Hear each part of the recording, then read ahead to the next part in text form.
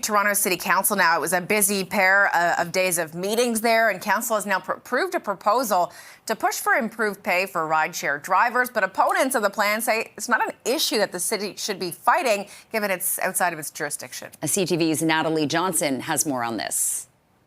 1 week after the mayor sent a plan to limit the number of rideshare drivers back to the drawing board. How could anyone in Toronto survive with $6 an hour? Olivia Chow was calling on council to take a stand on the wages of workers who drive for companies like Uber and Lyft. It should be able to be a good job and decent work. A city report suggested that after expenses, rideshare drivers netted less than $6 an hour, taking into account all time, not just engaged time, on the platform. A number Uber disputes in a letter to the city alleging, quote, severe methodological flaws in the finding. It's great to take an Uber. It's great to take a Lyft. People like to do it. But really and truly, here's what's happening to all of those drivers. Problem is, wages and employment standards are the responsibility of the province of Ontario. Meaning any call by council on the issue is largely symbolic. I think it's important that we put some pressure on the gig economy to try to look at how they can be more fair.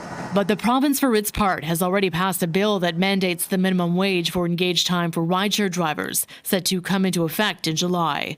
The mayor writing to the Labour minister that, quote, the reality is that most drivers' hourly earnings get wiped out by their costs. We cannot turn a blind eye to injustice. Council today voting 21-2 to launch a communications campaign to boost the wages of rideshare drivers. All my colleagues have just sort of put their hands up and say, yeah, let's spend undisclosed amounts of money, millions of dollars, running a PR campaign to advocate for changes that have already been made.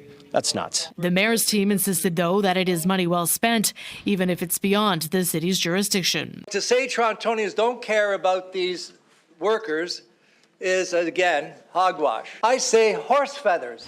The rideshare file once again driving debate within council, even when wages are governed well beyond the walls of City Hall.